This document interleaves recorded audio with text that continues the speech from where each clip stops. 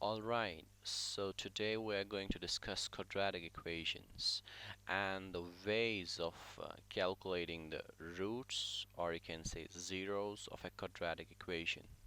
First of all, we want to understand, what is an equation. Whenever you're having any expression equal to any other expression, then that whole scenario, whole thing is called an equation. Any expression on the left side is equal to any expression on the right side, then that is an equation. But expression can be a numeric expression, right? It can be a numeric, or it can be algebraic. It can be numeric, it can be algebraic. What is the difference between the two? Well, whenever you're having equations, whenever you're having expressions containing only numbers and operators, for example, 2 plus 5 is equal to 7, this is an expression on the left side and an expression on the right side. And there's an equality sign, so this whole thing is an equation, right? So this is a numeric expression on the left side, numeric expression on the right side. In the same way, when you're having variables also, with the numbers. For example, you're having 2x plus 5 equals 7. So when you introduce a variable in an expression, for example, this 2x plus 5 is an expression, and 7 is also an expression, but in the left side of the expression, the left side of the expression contains a variable. So if there's a variable in expression, then that is an algebraic expression, right? So that's an algebraic expression. And when one algebraic expression is equal to any other expression, then that is an equation also. So this is about equations, but we are interested in quadratic equations. So let's first erase this. We'll first erase this, and then we'll see x square. We'll then see the equations, right?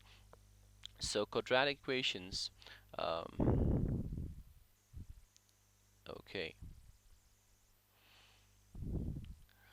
Now we are interested in quadratic equations. Well, equations can be of different types, right? For example, you're having 3x plus 7 equals 9. What what the variable is available here, so it is an algebraic expression on the left side, and there's an equality sign, so it is an equation also, and the variable x contains the power 1, contains the exponent 1, so it is actually 3x to the 1 plus 7 equals 9, right?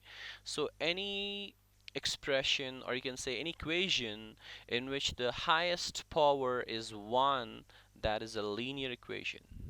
Okay, that's a linear equation. And the graph of that, when you will calculate the graph of it, when you will plot the points x and y, for example, you will write y equals, I'll just say it here.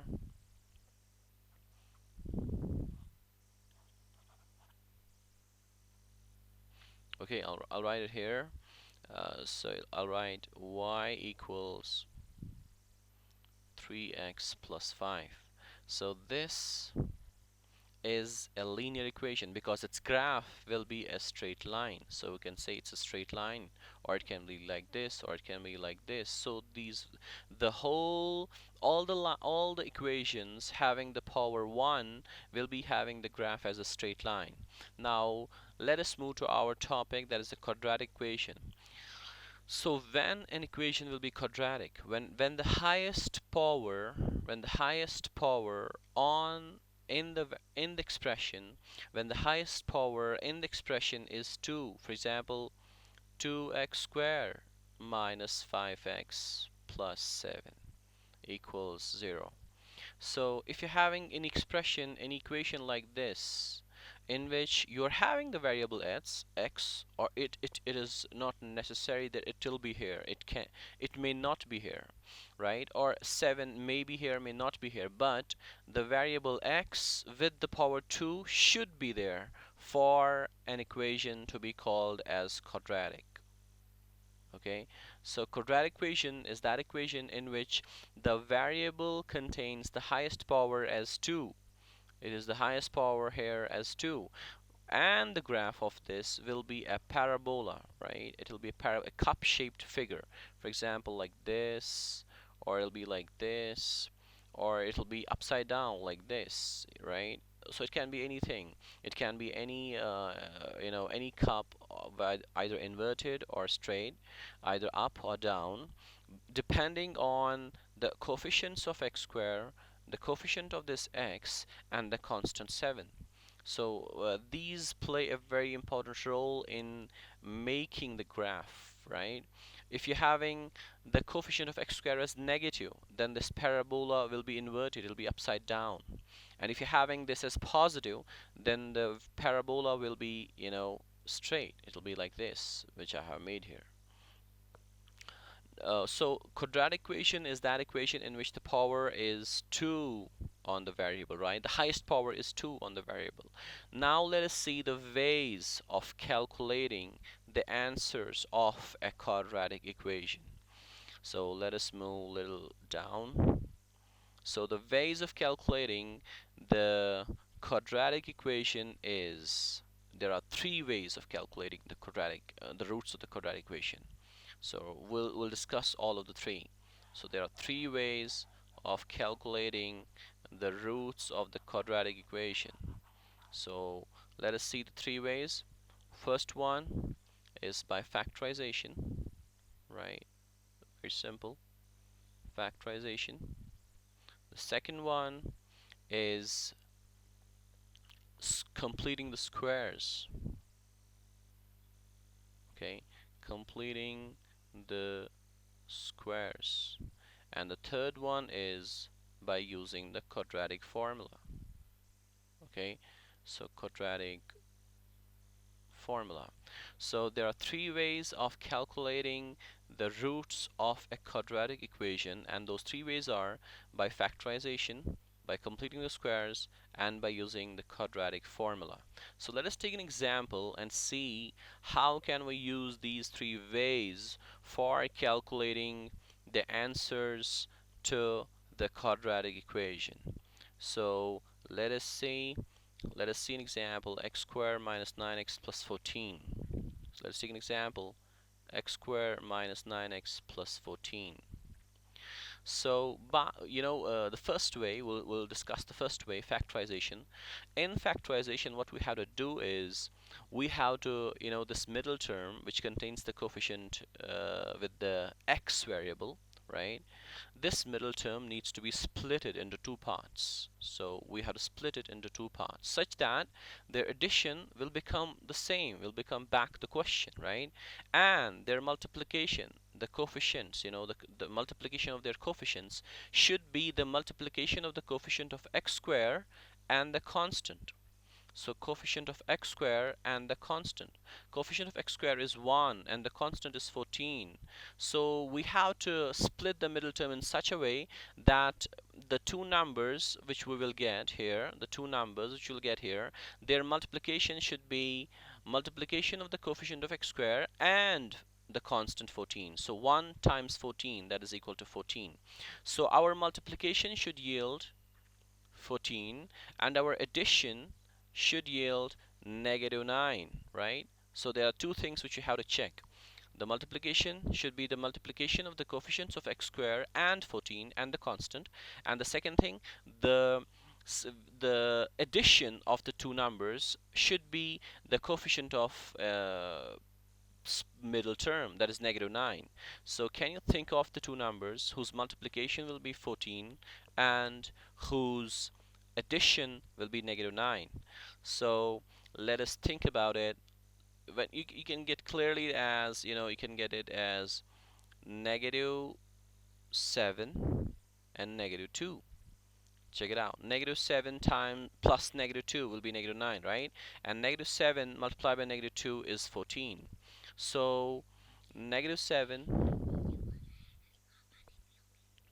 में आ रहा हूँ बोलो 5 minute में आ रहा हूँ -7 multiplied by negative 2 is 14, and negative 7 plus negative 2 is negative 9. So we are now able to split the middle term. We are ready now to split the middle term. So it'll be x squared negative 7x plus negative 2x plus 14 equals 0. So it'll be x squared negative 7x plus minus means minus 2x plus 14 equals 0. So we have splitted the middle term. Now we can take the factors. We can take the common, from the from the first two terms and from the next two terms. So let us take common. What can we take common from this, from the first two terms? So it's simply x, right? So it's simply x. Internally you'll be having x, so that x times x will be x squared minus 7. And then you can simply write x minus 7 here. You don't have to worry about like what should I take the common. Now you have to see which number you will multiply outside so that you will get negative 2x plus 14. So it's simply negative 2. So negative 2 times x will be negative 2x, and negative 2 times negative 7 will be positive 14. So we are able to now take the factors, right? So x minus 7 you can take common. So x minus 7 you can take common. Internally you'll be having x minus 2. So you are able to factorize the quadratic equation by x minus 7 and x minus 2. Now let us say this was a whole thing equal to 0. So x minus 7 you can put equal to 0, and x minus 2 you can put equal to 0, because if there are two numbers whose multiplication will yield 0, so either x minus 7 will be 0 or x minus 2 will be 0. So if x minus 7 is 0, then x will be 7, and if x minus 2 is 0, then x will be 2. So we got the two numbers, right? We got the two answers, and these two answers are called the zeros of the quadratic equation, or you can simply say the roots of the quadratic equation. So zeros of quadratic equation.